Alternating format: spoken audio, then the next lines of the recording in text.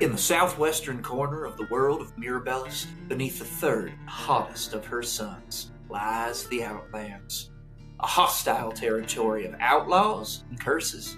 And yet, among the unforgiving sands, there's mystery, treasure, perhaps most importantly, freedom. It's these temptations that bring folks of all kinds to the Outlands. Want to meet a few? Well then, how's about a little roll call? I'm Ben Pimental, and I play Alden Ambergris, a man with as many secrets as coins in his pouch. I'm Gurkowski, and I play Percival Wynnemark. I don't try to be the best, it just keeps happening. I'm S.J. Nelson, and I play Madge Smalls. All I really have is a ladle and a dream, and some visions. I'm Shaylee Bowman, and I play Kaia Vaeloris, wrestling with fury and blood, trying to master the storm inside her. I'm Patrick Holt, and I play Twig. I may have a bit of an attitude, so don't poke the bear. I'm Stone Mountain, and I play Zero. And I'm just a guy. Normal guy. No magic here. No, sir. Don't worry about it. And pulling the strings is the game master. It's me, JP Coletta. So, let's jump into this episode of Roll Call.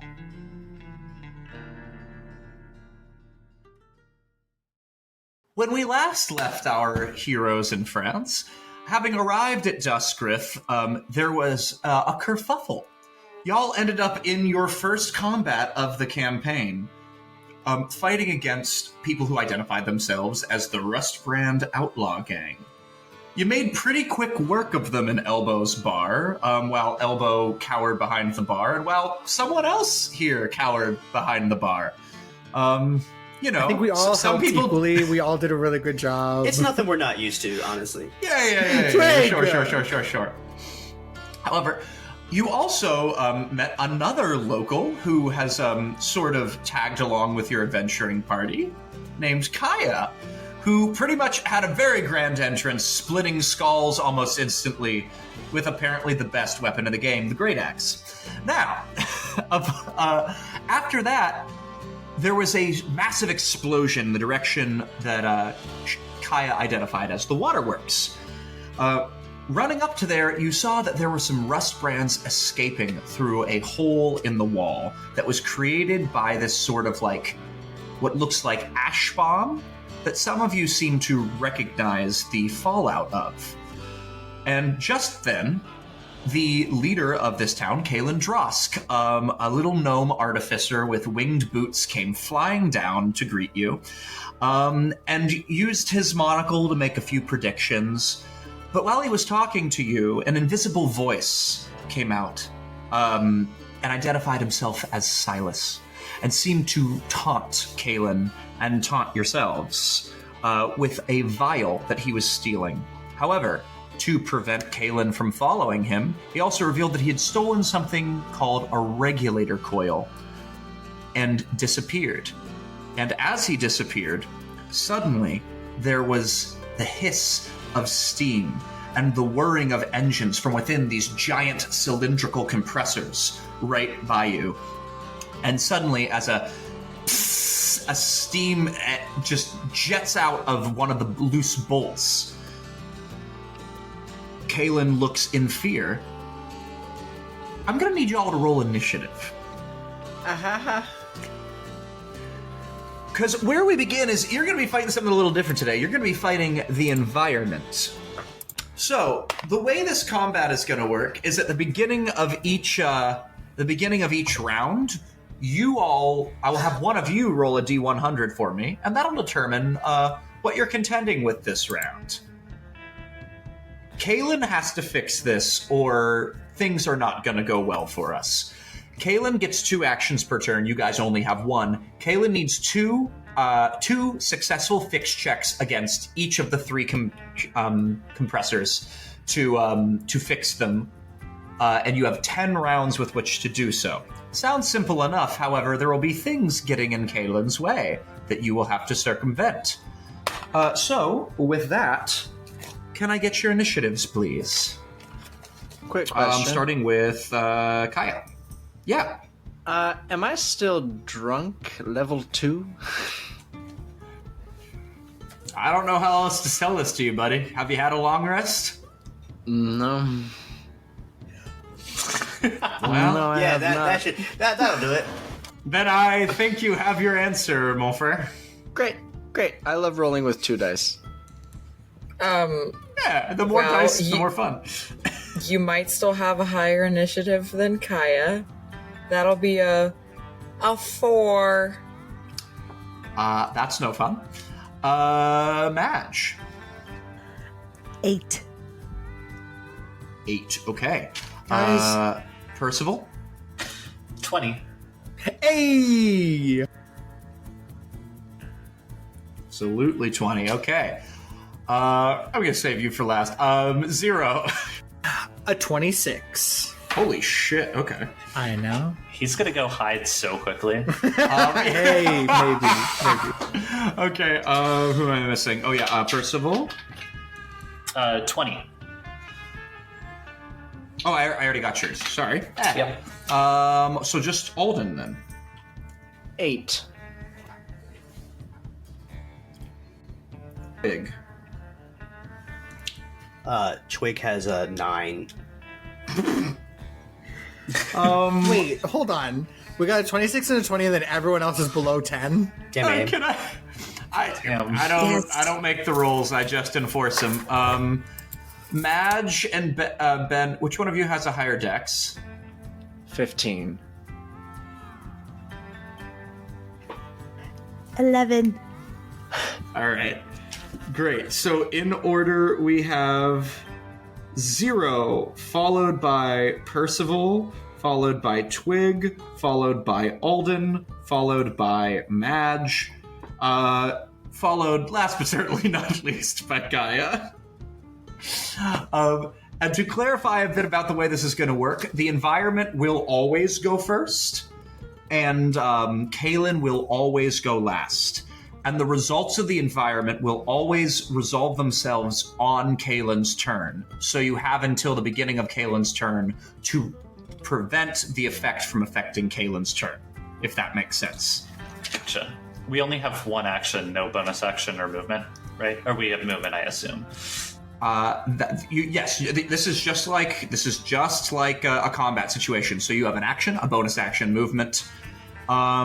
And you do have free object interactions, although some of these object interactions might require a check, and anything requiring a check will, in fact, become an action. And just to confirm, flirting is a free action, right? Just to establish this. Caelen seems fun to talk to, so... This is canonically, we need to establish if flirting is a free action. It depends on which table you're at. It really Flirting does. is a free action, persuasion is not. You'll see what I mean. Thank you. Oh, okay. Wait. All right. He's not into me? That's not... All right. So, with that... I'll let Ben do it, since he loves a D100. Why don't you roll us our first D100? Alright, here we go.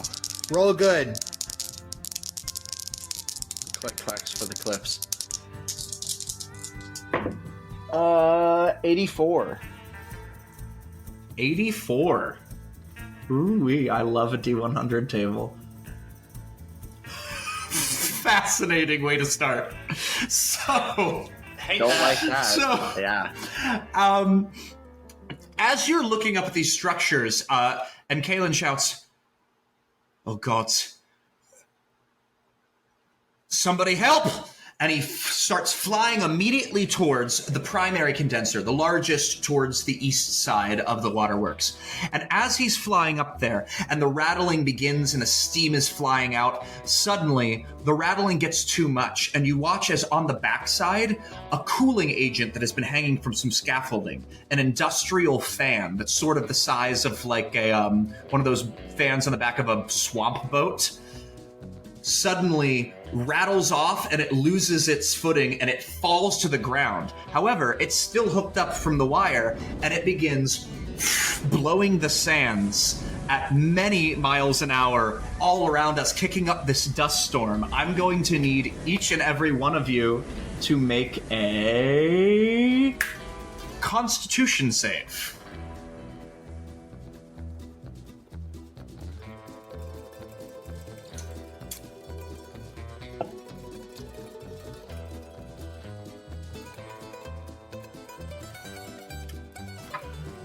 Kaia. I got a 19 that A time. 19, that's pretty good. Okay. We got a success. Madge. 9. 9, we got a fail. Percival.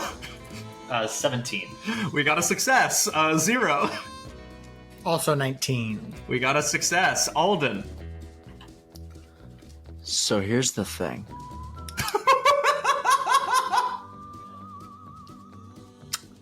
It's gonna be a nat 1. Yeah. A natural 1. So we have one failure and a critical failure, which is different in this situation. Because Twig. Chernobyl. Oh my God. Twig will counteract that with a very filthy sandy 20. A filthy sandy 20. All right. That is also a success.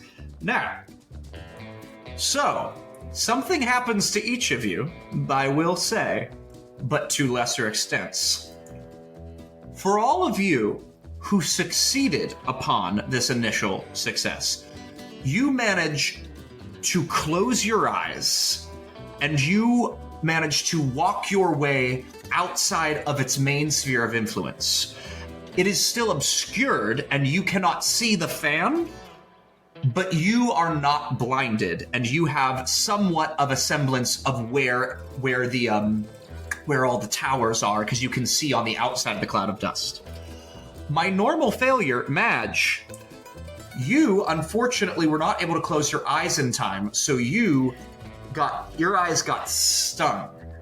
You are now blinded for 1 round, and you are in the middle of this. You now have the blinded condition. Alden! Hit me. What you got? On a critical failure, you now receive the blinded condition until you are able to find your way out of this dust. And the dust is considered difficult terrain for you. You got sand in your pants, bro. So, and the best part is you have no idea how big, you literally have no idea where you are any direction. You can make survival checks, but they will be at disadvantage. Anyway, have fun with that. So, as that happens, Caelen calls down to you all. I can't see a blasted thing. Quickly, you have to find the fan, turn it off, and redirect the sands before it's too late. And with that, we will start at the top of our round with 0. Ah! Okay. 0 doesn't like this at all, but he will try to find the fan Yep, okay. and turn it off. That'll be a survival check. Oh no. Oh no.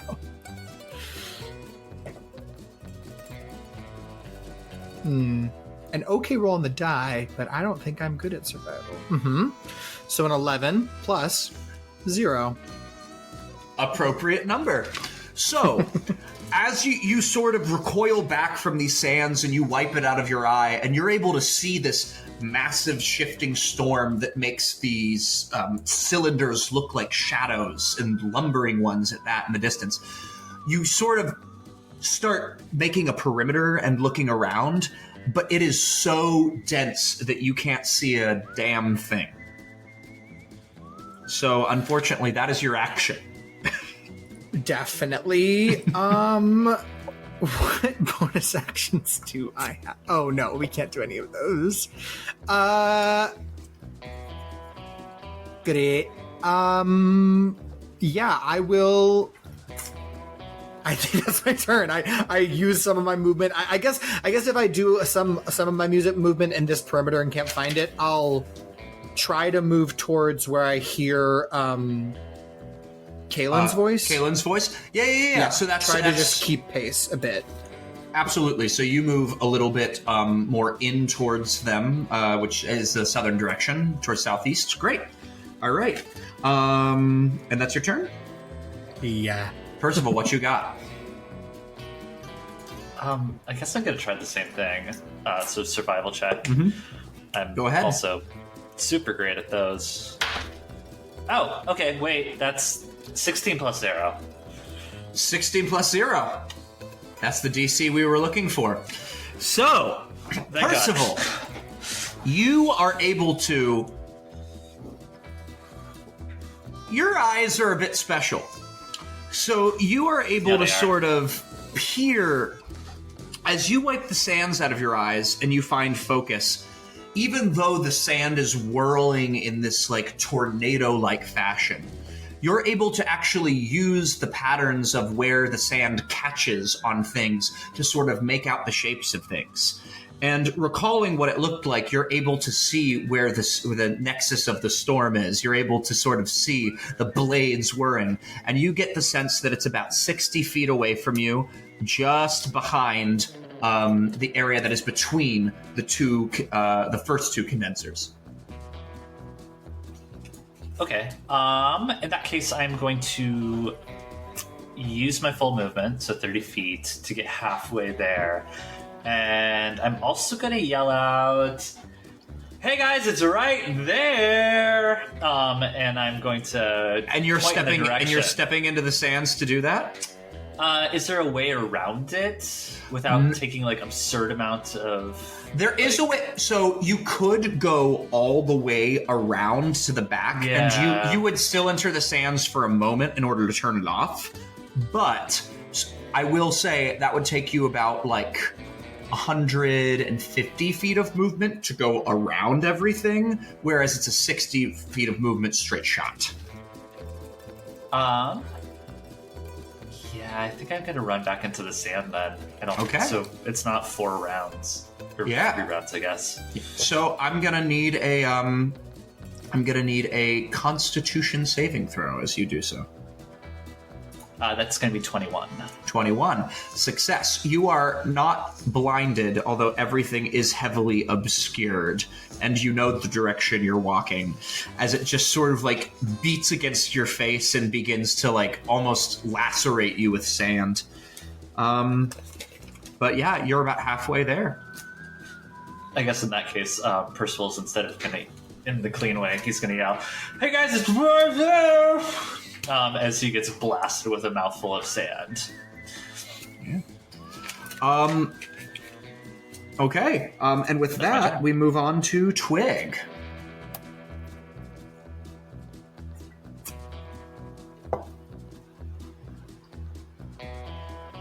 Twig? Sorry. No, you're okay. Trying to focus my mouse. I have a question. Mm-hmm. If I were to attack this industrial fan with a spell, that'd be bad? Or would that be good? I would say that he told you to turn off the fan. He doesn't want the fan on. He doesn't want the fan. The fan is making the sandstorm, yeah. Got it. I will keep that in mind. First... Please. It's certainly not a cheap object. It's certainly not easy for him to just come by the materials to make it. But he doesn't Twig, want it on now. Twig wouldn't really care about that, I don't think. But I will take that in mind. I will use that information maybe to my advantage later. First thing I'm going to do is I'm going to use Longstrider on myself. And then I'm going to take off after Percival in the same direction. I think, could I kind of skirt the edge of the circle of dust? I would say you can skirt the edge of the circle of dust to a certain extent, but after a certain amount of movement, you will have to cut in. Yeah, I think that's fine. I don't want to get into the dust. I do want to get directly across from the fan as close as I can get to it without entering the dust. I would say that would put you... I'll give you that there's an angle you could get at it and be like 50 feet from it using 30 feet of movement. You could How much could I get closer with 40 feet of movement, which I have? Not... Well... Interesting. Not without entering the sand, because right, then you won't have a clear shot. Yeah, I'd rather not enter the sand. I'll just use less of the movement, and then I'll keep hold of that in case I need it. But that... Let me see. Bonus action? I don't think I... Nah, that's good. I will end my turn with that. Okay. Heck yeah. That takes us to... Alden. How are you doing? Not great. So, Alden's just kind of looking around, feeling for things. So that survival check you mentioned, is that for getting a sense of my surroundings? Is that for anything in particular in your mind? You mean what survival check? Sorry. When you gave me the laundry list of things that happened because I rolled terribly, you mentioned right. specifically a survival check. You will need to make a survival check in order to ascertain where you are and attempt to move, so that you know the direction in which you are moving. Okay, sweet. So, sweet. I'm gonna do that.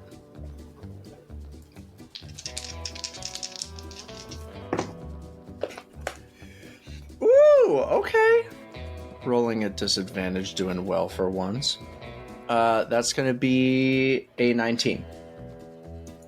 A 19. That will do it. So you are blinded and in serious pain and drunk, and don't know which way is up. But you do manage to hear Caelen's voice and Percival's voice. So, using that to orient yourself, you can at least imagine the direction in which the condensers are, and you can imagine the direction in which Percival is. So those are the two directions you can choose to travel either. And I would say, since you're an intelligent guy, you'd be able to glean that away from Caelen is out of the sand, and towards Caelen is deeper into the sand. And Caelen is near the condensers. Would Yes. Percival be at about 90 degrees? So, if the condensers are north of me, or at my 12 o'clock, where would Percival be? I would say that makes if you're at if it's at 12 o'clock, Percival and you're at, that would put you at 6 o'clock, and Percival at 3 o'clock. If that, or no, 9 o'clock. I know how clocks work. Oh my god. I mean, you're at 3 o'clock. You're at 3 o'clock. He's at 9 o'clock. I get it. I mean, in relation to me, if I'm keep all of facing that my in. 12 o'clock. I think he's the middle. He's in the middle. If he's I'm in the looking middle. at the directions, he's in the middle. He's not any number. Yeah. We're talking analog clock, If not that's digital your clock. if that's your clock, if that's your 12 I am in o'clock. the Oh my middle. god, this is so confusing. If I'm facing the condensers and they are at 12 o'clock, where on the Percival's circle at around 10. me would Okay. So 10. he's in front of me. A little bit. Okay, cool. So then Anyone could I listening then- to this, I'm so sorry. Now we got to keep all that in. We're really My changing brain the just world. hurts a This little is bit. instantly going into downtime. This is big downtime energy. Oh my god. So, I would like to move towards, in that case, I would like to move, like, almost behind Percival to, like, my 9 o'clock. Like, just start moving directly in that direction. Okay, yeah. And since it's difficult terrain, I can get about... well, did that survival check take my action? No. That won't take your action. Then, if I dash... using my action, would I be able to use with 30 feet? Would I be able to get out of the sand? With 30 feet, you could get directly to the side. Yeah, you could actually. Sweet. Then, how far am I at this point from Caelen? Am I 30 feet? Or is he within 30 feet? Yeah, just about 30, I'd say. I don't know if this is going to be of any use this round, but I want to give him... Or actually... Yeah, I'm going to give... Actually, I'm going to give Kaia the help action. If I can see Kaia. Can I? Oh, your dash was cunning action? Sorry. My dash was action. I can bonus action help. Oh. Yeah. That's cool. I didn't know that. Yeah. Mastermind roll. Mastermind, baby. Okay, great. So, yeah, you can give... You said Kaia? Yeah, if I can see her. Because I think I have to be able to... Or it says see or hear you. I would give... So if I can... So actually, if she can see or hear me, wherever she is, then I'd be able to give the help action. I will allow it, but on her turn, I'm going to need you to describe how you complete the help action. Beautiful. When we get to what it is. Okay. Great. Is that your turn? That is all I got, yeah. Okay. That would put us at... Madge! Oh, rats, I can't see shit right now. All right. Can Madge use, like, her senses to try to hear people as well and try to get out of the sandstorm? You certainly may. And yours will be a flat roll. Great. And what do I roll for that? Survival, please. All right. Where's my survival? There it is. Okay. That's a 10. A 10. Yeah. Unfortunately, Madge, this fan is very, very loud. And not only that, but it is literally like sending grains of sand into your ear canal. It is hard to make out anything. You can hear voices and shouting, but it's hard to hear anything over the... Well, rats, where are you guys at? My 7:30 or my 4:15? I don't know where y'all at. I'm trying to find you, but I'm just going circles right now. I'll tell you what. I'll just stay here, I guess. All right. I mean, I'm just spinning in circles. I feel both attacked and honored by your work. Anyway, and that'll be my turn. Are we gonna die? Yes. No, this is all part of the epic comeback. Don't worry. You gotta start down so that the rise is higher. We died to a fan in episode 3. Okay. There was a moment... Never mind. Sorry. Downtime. We simply have to move on. We're only on round 1. And that leaves, certainly last but not least, Kaia. I guess I'm not getting the help action. Oh! He Okay, appeared. good. Oh, sorry. I was writing down that thought, so I remembered to bring it up during the downtime. That's okay. So you hear through the sands. JP, really quick, can you just say a little something as Caelen for me? I can't see a bloody thing in here. Turn off the fan. All right. So through the sand you hear, Kaia! Follow the sound of my voice! I need your help! Using Master of Intrigue, I mimic Caelen's speech pattern and accent because I've listened to him speak for at least a minute. Bravo. Well, that inspires you enough to get what's the word I'm looking for? Advantage Locked on in. Locked in. I'm locked in. Kaia's locked in. Advantageously. Where is she locked in, though, is the question. So, okay. It's a Constitution saving throw when I enter the sands. Is that my action? Like, if I choose to go back into that? No. That's a save. Checks are, unless it's like something like that survival check is just something I do anyway in combat. So Okay. Amazing. I just wanted to double check so I could thoroughly do my thing. Okay, I think Kaia's gonna think that it's Caelen. I don't think she's gonna. No, that's a lie. She's like, I'm coming. I'll be there in a second. And she's just gonna do her charge into the sands as fast as possible. I think I'm gonna move just 30 feet. To start. It is a Constitution save. However, make it an advantage because you are so inspired by Caelen's words. I'm locked in. Okay. I'm locked in. Okay. 22. 22. Heck yeah. So you managed to... Actually, this works very well. You're a denizen of the desert. You've walked through sandstorms before. You don't even, squint. You keep your eyes, dead open.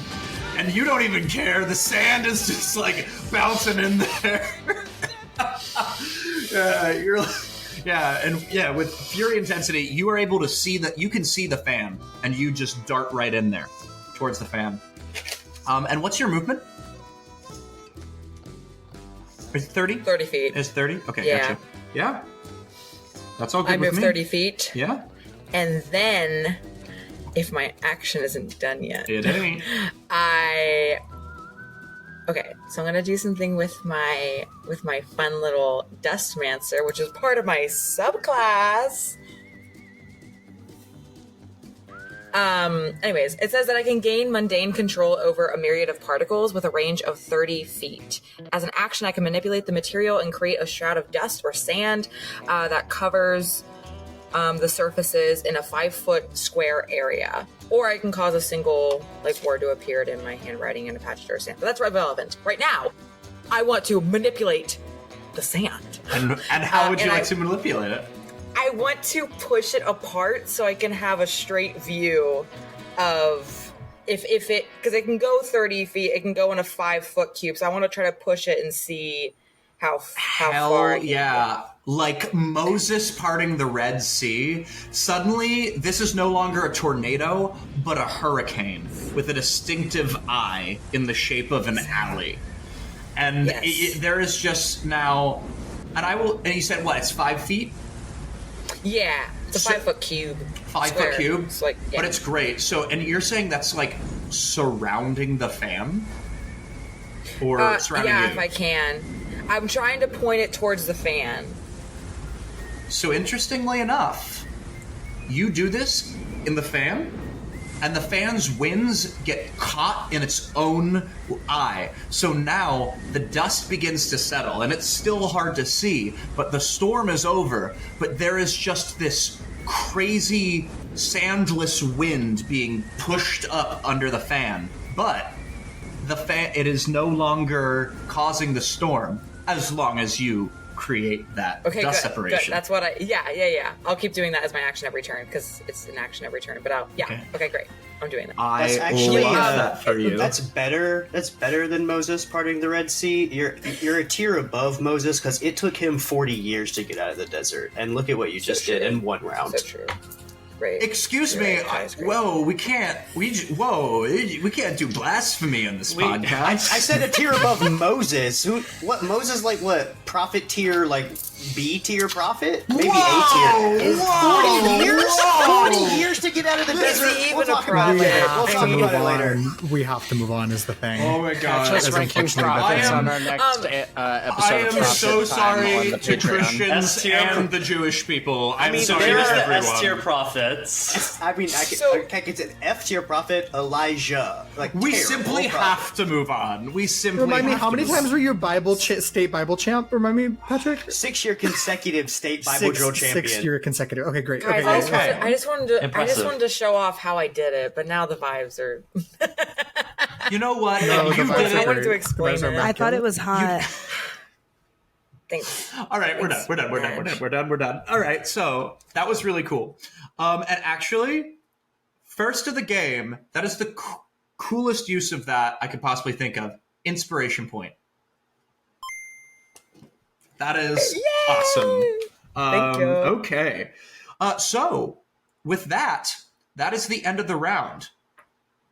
Except for Caelen's turn. So, since you have let the dust settle in a relatively reasonable period of time, I'm going to say that since the dust is settling, his first one will be at disadvantage, but his second one will be a flat roll, and he gets both of his actions this turn. So that's pretty freaking good. There it is. And you see him pull out this incredibly strange-looking wrench. It's a wrench that has like an inverted for lack of a better word, it looks like it has a socket with nothing in it. But then he presses a button, and about 7 extensions just pop out with various different sockets that seem to turn on their own. And he approaches the top, and that is going to be success on the disadvantage one. And ironically, a failure on the flat roll. But he does have 1 success against the first condenser. So you watch him sort of pick the right one, and he lets go of the wrench, and it turns clockwise on its own to tighten a bolt. But then just as he does, he goes to do that to another one. But as he stabs into the one bolt to try to turn it, another bolt loosens and flies out. He's like, gods. Well, hopefully we can keep everything under control until... And before he can finish that, Patrick, why don't you roll the next D100? I would love to. Green or purple? Purple. You got it, dude. That's what I would have picked too. I said purple. That's only for the people watching. Come watch us on YouTube, guys. 63. 63. Let's find out. Oh, interesting. Okay, so with that, no, don't worry, this one's fine. So he's like, actually, that's perfect timing. So he stabs in, goes, gods. Well, hopefully we can hold everything together before, and then suddenly, as he does that, you realize that the bolt that had just fallen out is actually attached to a panel above him, and it falls and instantly knocks him on the head, and he stumbles backwards. He's floating, but he manages to land on the scaffolding that is about 30 feet above you, and he is looking a bit concussed. Meanwhile, the rusted panel continues on down towards as the dust clears, you realize that there is a human male with sandy brown hair and a sort of balding spot, wearing goggles and suspenders, working right beneath there, who sort of freaked out and got lost in the sandstorm, and the rusted panel is heading straight for him. With that, we are now at Zero's turn. I have to do something about that. The 11 strength guy. Okay. Huh.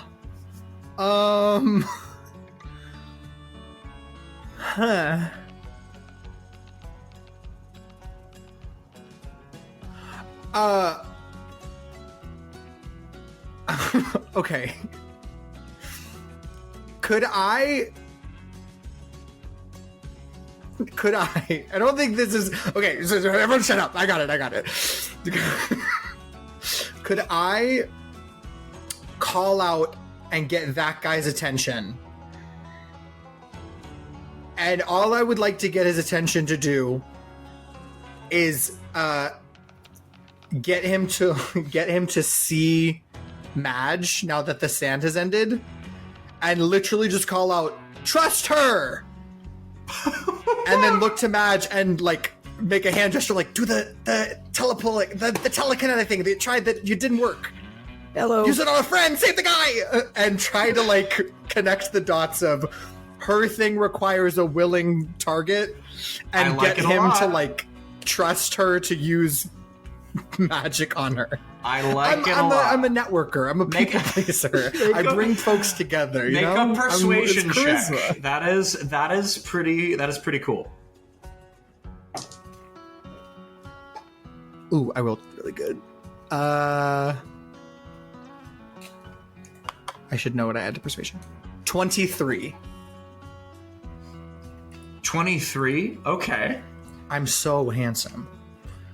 He does not even notice the rusted thing above him because he's still just rubbing his eyes. But he turns to you and goes, "Trust who?" And he looks over at Madge. But he is so dazed right now that he will let anyone do anything. And then I'll, Within reason. Right, I understand. Within reason. Okay. Sorry, I saw the faces. I saw the faces. The rest of my turn will just be spent like trying to almost like hand signal Madge's like telekinetic pull thing that I've seen her attempt to do. And that'll be my turn. Just bringing folks together. Okay, hex to the yeah. Percival, what you got for us? I ran 30 feet towards the like silo. How close am I now to this man working? The man working? I'd say you could get there. You could get like right next to him. Oh hell yeah! Okay, Percival's going to run up to this man, and I'm going to hold my shield above me, and I'm just gonna say, "Quick, get under here!" He goes, I thought I was supposed to trust her. You can also trust me. I've got this. And right as that happens, I'm going to need an athletics check from you. Oh hell yeah! That is going to be a... Forgot what my stats are. That is going to be a 24. 24. That'll do it. So you put your shield up, and clang! It just clangs right off of it, and you have saved this person. It falls in the dust next to him and goes, "Was that? Oh, thank you. Yeah, of course. Thank you. Oh, Anytime. Here, take this. And as a free action, I'm going to give him a signed headshot. He goes, thank you. Oh, Anytime. where's Caelen?" And you He's look up there. And as you point up, Caelen is sort of stumbling up there.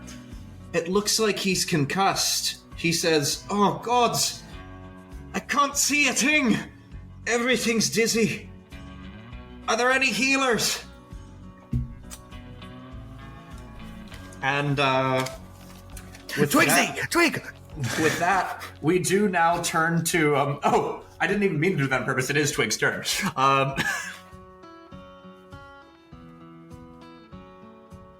I'd love to heal him. I got to touch him, and you said he's floating?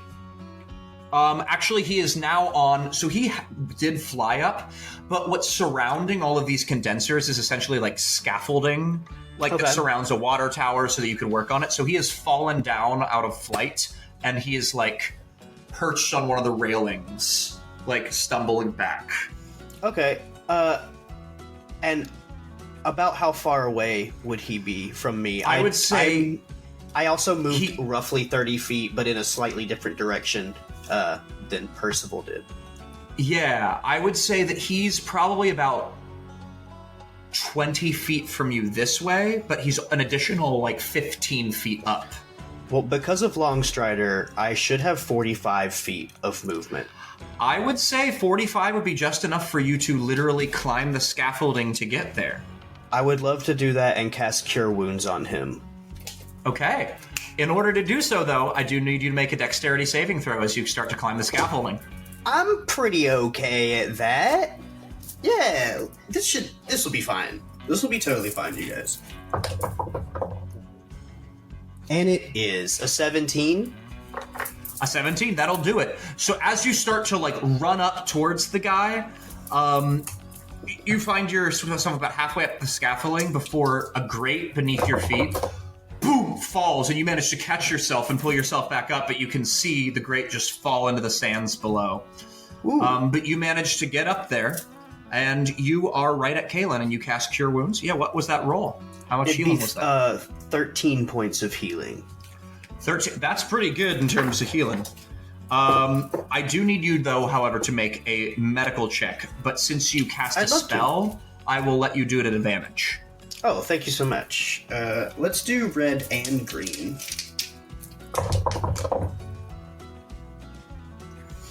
16.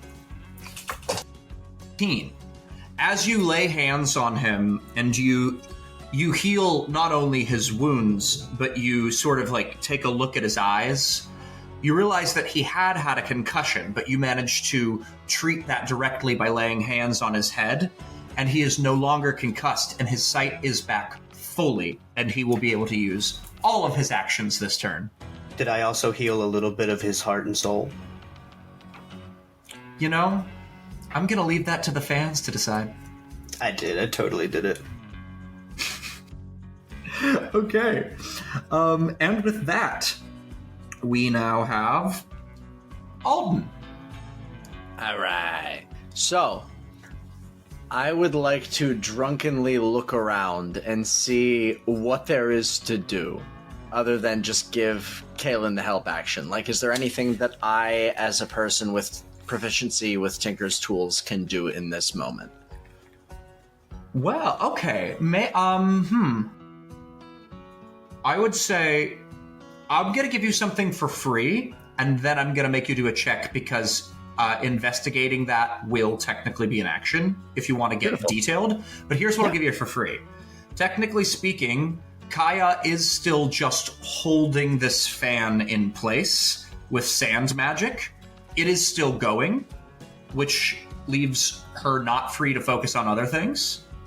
So it could, in fact, be helpful to cut that, or I'll allow you to make an or you can try to get to Caelen and give him the help action, since you are since you do tinkering as well, or you can make an investigation check to see if there's something that you at your skill level could handle. I think since I can bonus action help, I'm gonna use my action to do that investigation check, because that sounds fun. Okay, yeah. Make me an investigation check. Because of my glasses, I usually have... Is this... I'm assuming I would be, walking up to one of the things and looking around instead of doing one from a distance? Or would this be at a distance? This would... You have enough movement. If you want to use your movement, you can get up against one. Great. Yeah, I would like to get up close so that I can take advantage of my goggles to cancel out that disadvantage and just roll straight, because I would normally roll at advantage. Do it. Beautiful. So that's going to be... it's going to be a 9. A 9. Unfortunately, not quite what we're looking for. Yeah. But what I will give you for a 9 is, as you get close and you try to analyze this machine, Alden, this is nothing like any machinery you've seen before. I mean, the valve system is so massively intricate. And the most incredible thing is there seems to be multiple schools of magic shepherding along what seems to be an electro-powered version of a vacuum system and it gets its electricity from both magical and steam-powered sources. It's a marvel of engineering and the arcane all at once. Whoever made this is a freaking genius. Alden's just looking around with his glasses that make it look like he's like got 7,000 eyes, and he's just like, "Well, I feel like a hill bobby in a clock shop." Well, and then he's just gonna look straight up at where Caelen is, and yes, I did just make it canon that instead of hillbillies in this world, it's hill bobbies. I hate you. I'm writing that down, but fuck you. And he's gonna look up at where Caelen's working and bopping around, and provide, with the bonus action, give the help action by providing just a slightly different perspective on the piece of machinery he's looking at, and just say, "Well, there's a leak coming out on the bottom there, friend." Thank you, there's a leak coming out from lots of places. Well, you're welcome for the advantage. Thank you. For those listening at home, he does not have advantage. That did not help him, in case you were wondering. Okay. Wait, so do I still have a bonus action? Oh, sorry. Oh, no, sorry. I was just trying to make fun of you. I forgot that. Fuck. You know what? Caelen's not really the kind of guy to gloat. But in that moment, Caelen was going through it, thinking, how could my invention come to this? How could I be that stupid? And he hears that comment and he goes, I'm not so stupid after all. And that gives him advantage on, because he's like, no, I am smart. He has confidence now.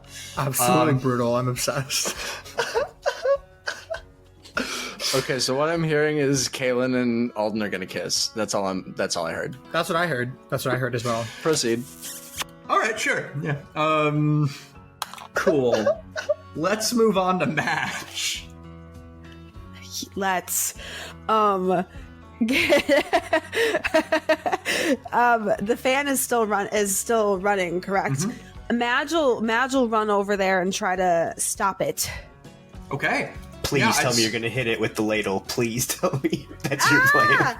I was gonna ask if there's any way, like, would it be easier to, like, is there a switch to turn it off, or could I possibly, like, telekinetically, like, shove a rock in there to try to jam it? Like, could I possibly do something like that? I would say there is not a switch that you can see. For free, there is in fact a cable running it too. How you can try the rock thing would certainly be something you could try. You could cut the cable. You could attempt to identify the power source. There's any number of ways, but there's no switch. How far away is that rust thing? Or, like, is there anything sharp nearby? Oh, the rusted panel that fell? Yeah. That is over by Percival. I'd say that's probably like 25 feet from you.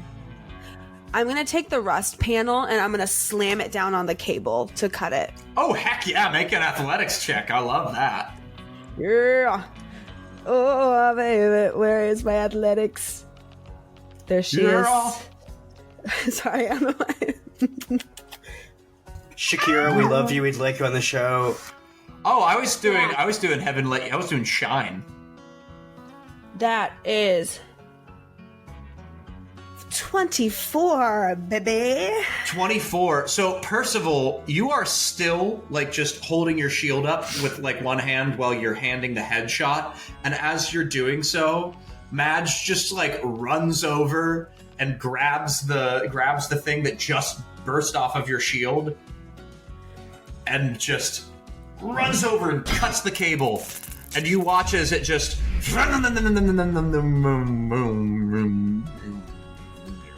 and the fan turns off. Sweet. That'll do it? That'll do, Pig. And Yes. we now move to Kaia. And Kaia, I will say you no longer need to stay within any proximity to that fan. That fan is off. She just like, you can see that the sand that was in like the 5 like square foot cube stayed like right outside, like in a perfect box right outside of the fan, and you just watch as she like drops this like concentration on it that it just like all falls when she sees that the cord cut.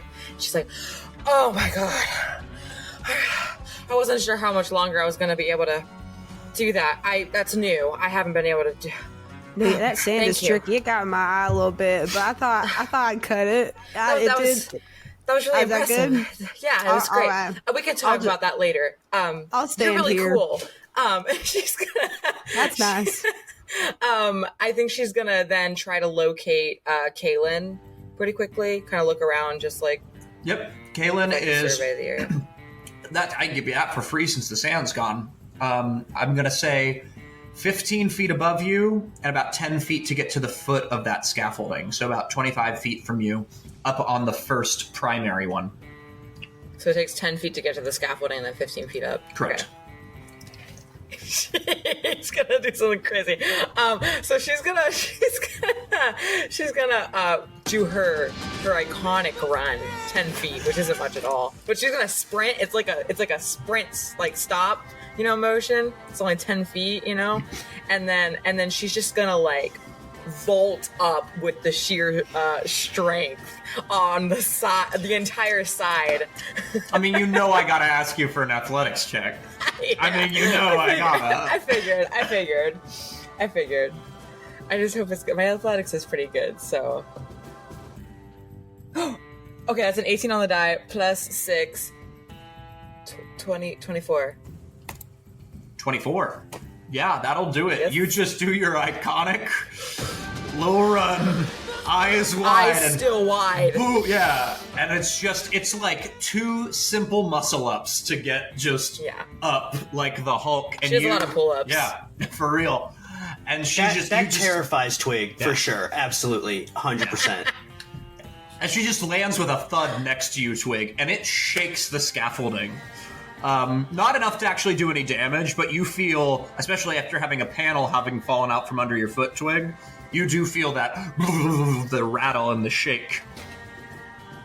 And then, if it's possible, if I can have it as like a free action potentially, I want to ask like Caelen if there's anything that I can, like, what I can help with next, or, like what needs help, if that's possible. Yeah, no, that's fine. Yeah, you can ask him that. Okay, I mean, cool. What can I do? I mean, Kaia! Oh, scared the bejeebus out of me. We just canonized bejeebus. But our Lord and Savior bejeebus. Yeah, bejeebus Christ. Oh, Lord, bejeebus the Anointed One. Just stay close, in case something else breaks. At the moment, I just need to get in there and see if I can't stabilize things from the inside without the coil. Okay. Just stay close in case something else. And he looks up, like from where the last thing hit him in the head. Maybe it stops anything from hitting me in the head. That's a good place to start. Sure. And she's just gonna look up and stay looking up. And I will say, a while, against anything that, because of that, anything that happens from above, and there are a few more things that will be, you will have advantage on the save from, and you will potentially be able to stop Caelen from experiencing himself. Hell yeah. Anything from below, that does not apply to. And with that, it is now Caelen's turn to do his checks. So, first of all,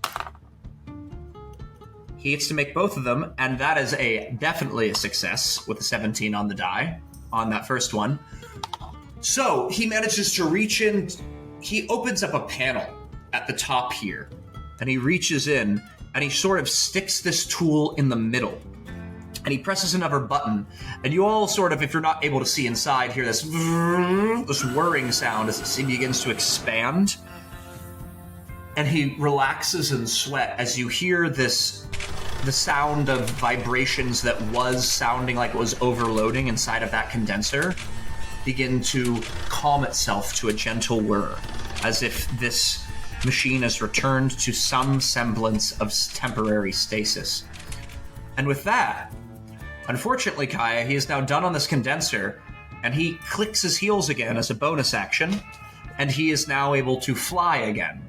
And he is going to fly 30 feet to the next set of scaffolding and begin to fix... I'm sorry, Kaia. He had to...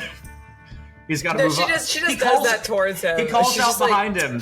She's like, watch my back or follow me, by all means. No, yeah, for sure. Yep, I'm on it. I believe firmly with an athletics check you could jump. And she will, but later. But anyway, and that is going to be a success. He manages to get like right there away, and he can see that there's a panel that is just bowing. And you see he pulls out another machine, and he sticks this little like circle that seems like this tiny little gear into it. And as he sort of casts something over it, it expands and seems to take up the size of the hole, as if it's one size fits all.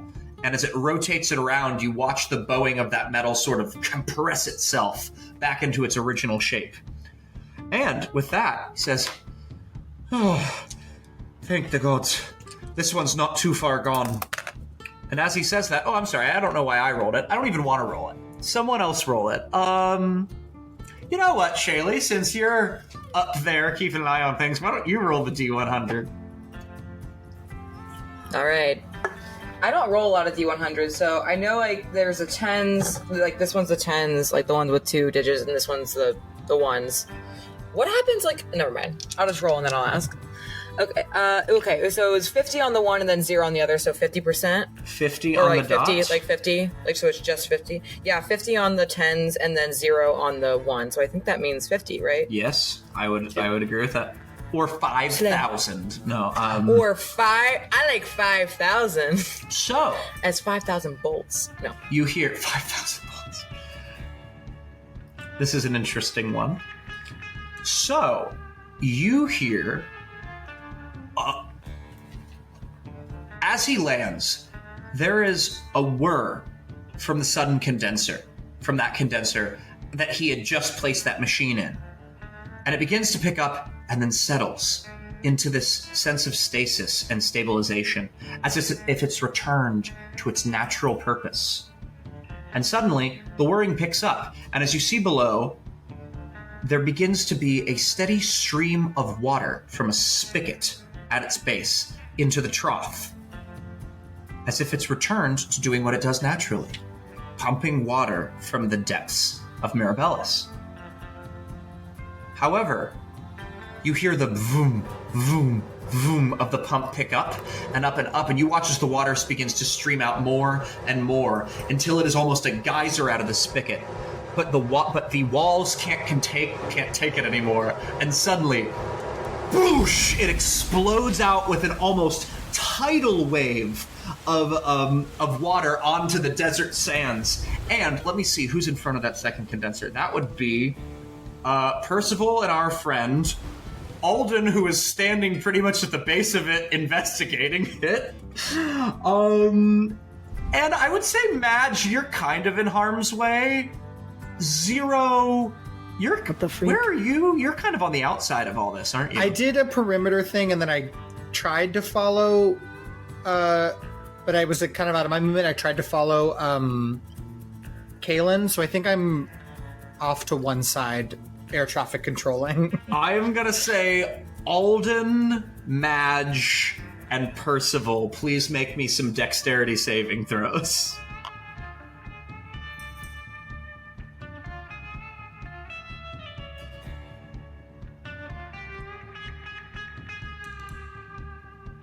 Okay.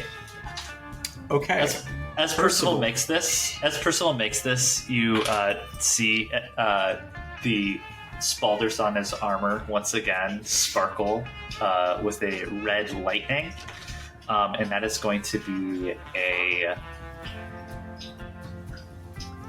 8. An 8? That is going to fail. And we'll get to that in a moment. Alden. There's gonna be a filthy little sandy little 20. I'm disgusted with your work. And Madge. Sweet baby boy.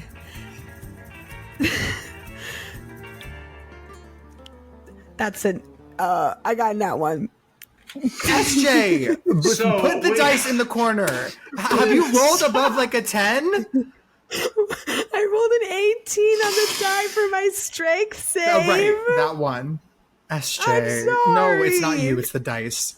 They need to go in the corner. You're mad at me. So, I have some really bad news then. Alden, Rats. this is a success, and I'll tell you what's funny as hell about you being the only one to succeed.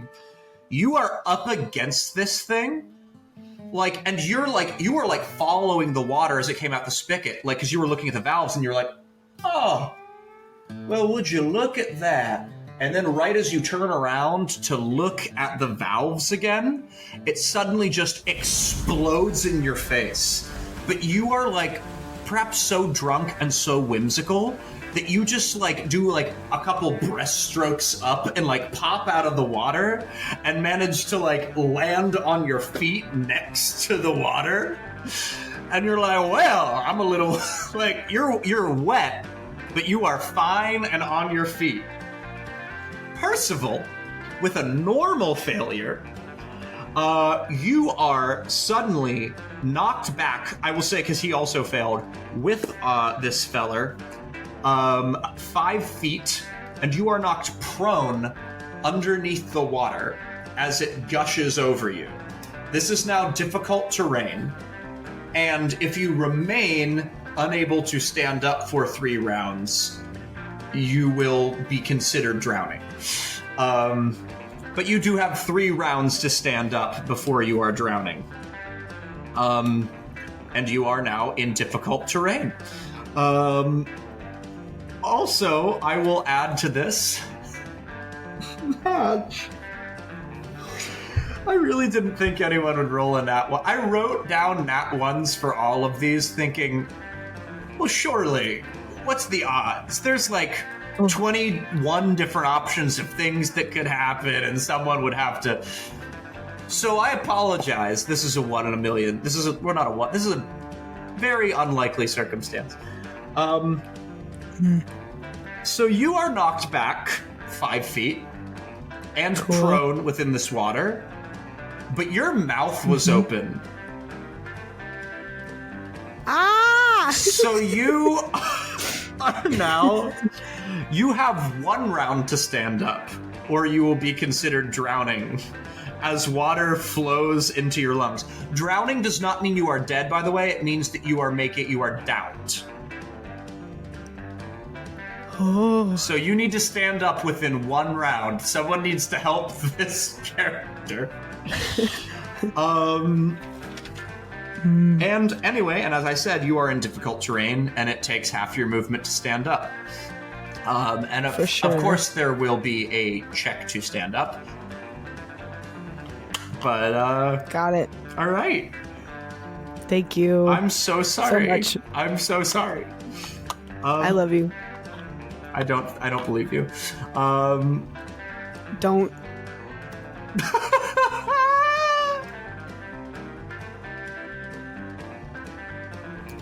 Okay, so Lord help us all. With that now takes us. Oh, I'm sorry. And Caelen calls out.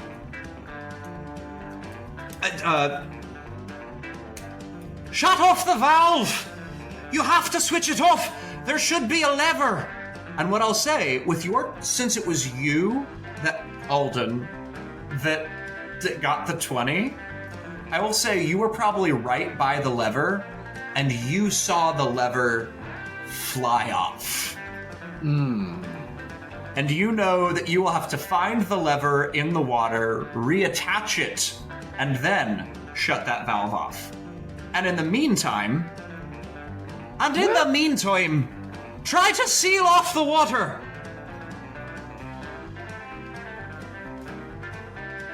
Right. I'll get right on that, friend.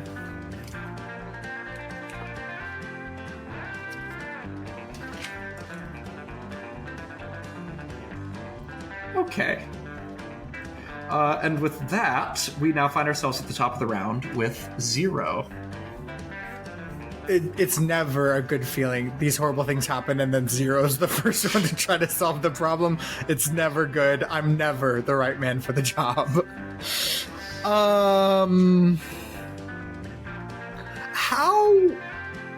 How close is anyone to me? I know I'm sort of off to the side. Is anyone within like 20 feet of me? 20 feet of you, yeah, you could grab. I'm trying to think of it. If you were by the fan, I would say 20 feet you could actually grab any of the 3 of them. Great. You see 0 sort of panic in his eyes, moving around as he sees like multiple people drowning and this explosion of water. And you see his hands, look at your perception. See if you think your character knows this. You see his hands start to move like he might cast a spell, and then he sees how close people are to him, and he stops. And he's just going to, I guess, I can just see a picture that's going to happen, I'm pretty sure. I guess try to go to Madge and help her.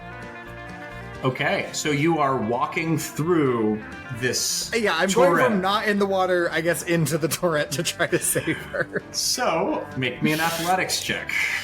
Of course, because that... Hey.